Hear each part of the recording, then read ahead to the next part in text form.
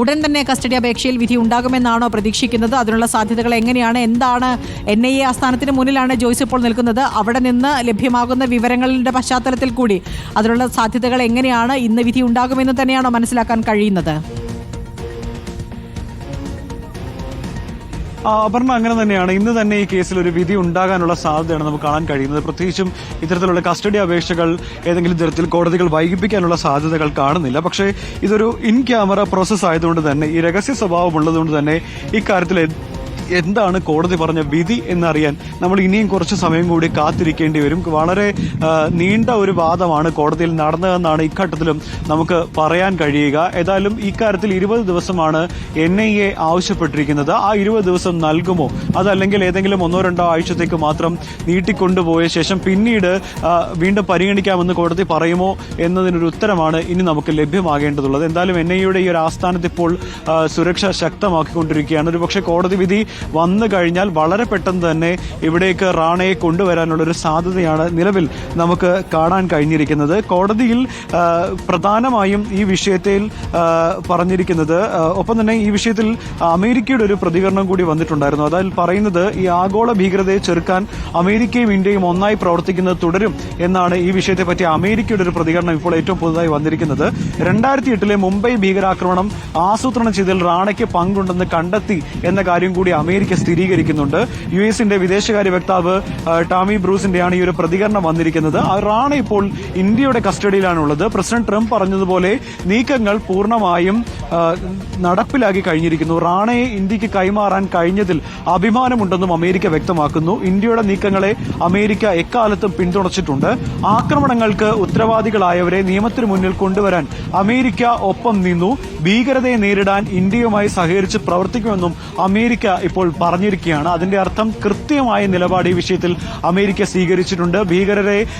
ഭീകരരെ നേരിടാൻ വേണ്ടി, ഭീകരതയെ നേരിടാൻ ഇന്ത്യയുമായി സഹകരിച്ച് പ്രവർത്തിക്കുമെന്ന് അമേരിക്ക പറയുമ്പോൾ ഈ വിഷയത്തിൽ ഇന്ത്യയുടെ നിലപാടുകൾ അത് കൃത്യമായിരുന്നു എന്ന് തന്നെയാണ് അമേരിക്ക വ്യക്തമാക്കുന്നത്. ഈ വിഷയത്തിൽ ചില രാഷ്ട്രീയ ചർച്ചകൾ കൂടി നിലവിൽ നടന്നിരുന്നു. പ്രത്യേകിച്ചും BJP പറഞ്ഞിരുന്നത്, അതായത് പ്രധാനമന്ത്രി നരേന്ദ്രമോദി ഈ വിഷയത്തിൽ ഇടപെടുകയും അദ്ദേഹത്തിന്റെ നയതന്ത്ര ബന്ധമൊക്കെ തന്നെയാണ് ഈ റാണയെ ഇന്ത്യയിലേക്ക് എത്തിക്കാൻ കഴിഞ്ഞതെന്നുള്ള ഒരു കാര്യമാണ് ഇന്ന് BJP മുന്നോട്ട് വെച്ചത്. അതേസമയം കോൺഗ്രസ് പറഞ്ഞത്, കോൺഗ്രസിന്റെ കാലത്താണ് ഈ സംഭവം നടന്നെങ്കിൽ പോലും അന്നു മുതൽ റാണയെ എത്തിക്കാനുള്ള നീക്കങ്ങൾ നടത്തിയിരുന്നു. അതിന്റെ ഫലമാണ് ഇപ്പോൾ ഉണ്ടായിരിക്കുന്നതാണ് കോൺഗ്രസ് ഈ വിഷയത്തിൽ വാദമായി ഉന്നയിച്ചിരിക്കുന്നത്. അങ്ങനെ രാഷ്ട്രീയപരമായും വലിയ ചർച്ചകളിലേക്കാണ് ഈ ഒരു റാണയുടെ കേസ് പോകുന്നതെന്നാണ് ഈ ഘട്ടത്തിൽ നമ്മൾ പറയേണ്ടി വരിക. എന്തായാലും നരേന്ദ്രമോദിയെ സംബന്ധിച്ചോളം അദ്ദേഹത്തിന്റെ ഒരു നയതന്ത്ര വിജയത്തിന്റെ ഭാഗമായി ആയിരിക്കും ഒരുപക്ഷെ റാണയെ കൊണ്ടുവരാൻ കഴിഞ്ഞത് എന്ന വിഷയമായിരിക്കും ഒരുപക്ഷെ BJP ഉയർത്തിക്കാട്ടുക.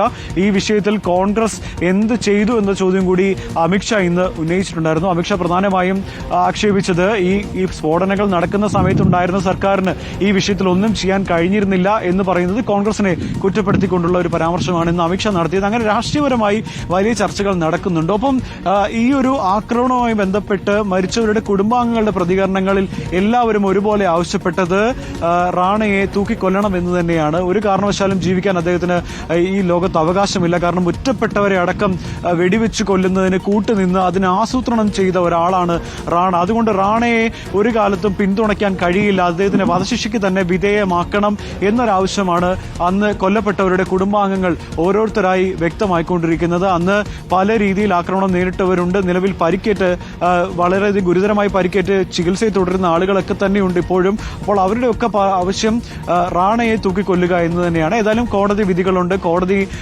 സ്വാഭാവികമായും ചില കാര്യങ്ങൾ പരിഗണിക്കും. അതിൽ തെളിവുകൾ അത്യാവശ്യമാണ്. ആ തെളിവുകളൊക്കെ തന്നെ പരിഗണിച്ചാൽ മാത്രമേ ഇന്ത്യയിൽ നിന്ന് നീതിപീഠവുമായി ബന്ധപ്പെട്ടൊരു വിധി വരികയുള്ളൂ. അപ്പോൾ അതിനുള്ള ഒരുക്കങ്ങളാണ് ഇപ്പോൾ നിലവിൽ NIA നടത്തിക്കൊണ്ടിരിക്കുന്നത്. അതുകൊണ്ടാണ് NIA 20 ദിവസത്തെ കസ്റ്റഡിയിൽ വേണം എന്നുള്ള കസ്റ്റഡിയിൽ വേണമെന്നുള്ള ആവശ്യം ഉന്നയിച്ചത്. അതിൽ എന്ത് തീരുമാനമാകും കോടതി സ്വീകരിക്കുക എന്നുള്ളത് മാത്രമാണ് ഇനി നമ്മുടെ മുന്നിലുള്ളത്. ഏതായാലും 20 ദിവസം അനുവദിക്കുകയാണെങ്കിൽ അത് പ്രധാനമായും ഈ റാണയെ സംബന്ധിച്ച് റാണയെ മുന്നോട്ടുള്ള ചോദ്യം ചെയ്യൽ, നിയമ നടപടികൾ എന്നിവയെല്ലാം തന്നെ ഇനി വരും മണിക്കൂറുകളിൽ എന്താകുമെന്നുള്ളതാണ്. NIA-യുടെ ഈ ഒരു ആവശ്യത്തിന് എന്തുത്തരമാണ് കോടതി നൽകുക എന്നുള്ളതാണ് നമ്മൾ ഇനി കാത്തിരുന്ന് കാണേണ്ടത്. ഇന്ന് വൈകുന്നേരത്തോടു കൂടിയാണ് റാണയെ അമേരിക്കയിൽ നിന്ന് ഇന്ത്യയിൽ എത്തിച്ചത്. വ്യോമസേനയുടെ പ്രത്യേക വിമാനത്താവളത്തിൽ, പാലം വിമാനത്താവളത്തിലാണ് എത്തിച്ചത്. അതിനുശേഷമാണ് അവിടെ നിന്ന് ആ എയർപോർട്ടിനുള്ളിൽ തന്നെ മെഡിക്കൽ പരിശോധനകൾ നടത്തുകയും തുടർന്ന് അവിടെ വെച്ച് മറ്റ് പരിശോധനകൾ പൂർത്തിയാക്കി ആദ്യഘട്ടത്തിൽ പട്യാലയിലുള്ള ഈ NIA-യുടെ പ്രത്യേക കോടതിയിൽ ഓൺലൈൻ വഴി ഹാജരാക്കും എന്ന തീരുമാനമാണ് എടുത്തിരുന്നെങ്കിൽ പോലും പിന്നീട് വളരെ വൈകി പട്യാല കോടതിയിൽ നേരിട്ട് ഹാജരാക്കാനുള്ള തീരുമാനമെടുക്കുകയായിരുന്നു. കനത്ത സുരക്ഷയിലാണ് പട്യാല കോടതിയിൽ നേരിട്ട് ഹാജരാക്കിയത്. ആ സമയത്താണ് ഇതൊരു ഇൻ ക്യാമറ പ്രോസസ് ആയിരിക്കും, രഹസ്യ സ്വഭാവമുള്ള ഒരു പ്രോസസ് ആയിരിക്കും ഇത് എന്നുള്ള കാര്യം കോടതി വ്യക്തമാക്കിയത്. അതുകൊണ്ടാണ് പ്രതിയുടെയും വാദിയുടെയും ഒക്കെ തന്നെ അഭിഭാഷകരും മറ്റു ഉദ്യോഗസ്ഥരും മാത്രം അകത്ത്, മാധ്യമപ്രവർത്തകരോട് പുറത്തു നിൽക്കണമെന്ന് ആവശ്യപ്പെട്ടു എന്നാണ് നമുക്ക് മനസ്സിലാക്കാൻ കഴിയുന്നത്. അങ്ങനെ NIA പ്രധാനമായും കോടതിയിൽ പ്രധാനമായും പറഞ്ഞ രണ്ട് വാദങ്ങൾ എന്ന് പറയുന്നത് ഇതുമായി ബന്ധപ്പെട്ട് ഈ ആസൂത്രണം നടത്തുന്നതിൽ കൃത്യമായ തെളിവുകൾ, ഈ പ്രതി റാണ ആസൂത്രണം നടത്തിയതുമായി ബന്ധപ്പെട്ട് കൃത്യമായ തെളിവുകൾ NIA-യുടെ ഭാഗത്ത് ലഭിച്ചിട്ടുണ്ട്. അതിന്റെ അടക്കം തെളിവുകൾ ഇന്ന് കോടതിയിൽ ചൂണ്ടിക്കാട്ടിക്കൊണ്ടാണ് കൂടുതൽ തെളിവെടുപ്പിനും ഒപ്പം തന്നെ ചോദ്യം ചെയ്യലിനും വേണ്ടി 20 ദിവസം കസ്റ്റഡിയിൽ വേണമെന്ന ആവശ്യം ഉന്നയിച്ചിരിക്കുന്നത്.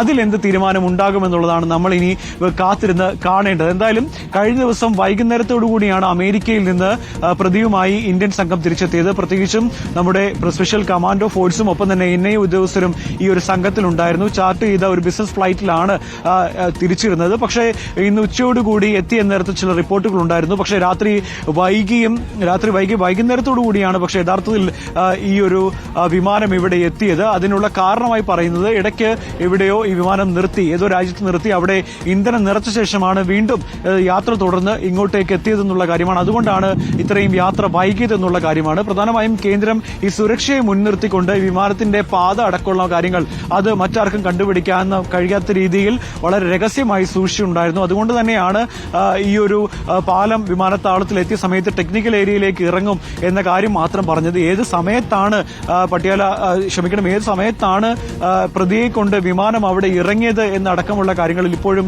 ഒരു വ്യക്തത കുറവുണ്ട്. അങ്ങനെ കർശനമായ സുരക്ഷ കേന്ദ്രം ഇക്കാര്യത്തിൽ ഏർപ്പെടുത്തിയിട്ടുണ്ടായിരുന്നു. കേന്ദ്രം ഏർപ്പെടുത്തിയ കർശനമായ സുരക്ഷ അതിപ്പോഴും തുടരുന്നുണ്ട്. അതുതന്നെയാണ് നമ്മൾ പട്യാല ഹൌസ് കോടതിയിലേക്ക് പോകുന്ന സമയത്ത് വലിയൊരു വാഹന വ്യൂഹം, ബുള്ളറ്റ് പ്രൂഫ് അടക്കമുള്ള കാര്യങ്ങൾ, വാനുകൾ, അങ്ങനെ വലിയൊരു വാഹന വ്യൂഹം സുരക്ഷ ഒരുക്കിക്കൊണ്ടാണ് പ്രതി റാണയെ ഇപ്പോൾ പട്യാല ഹൌസ് കോടതിയിലേക്ക് എത്തിച്ചത്.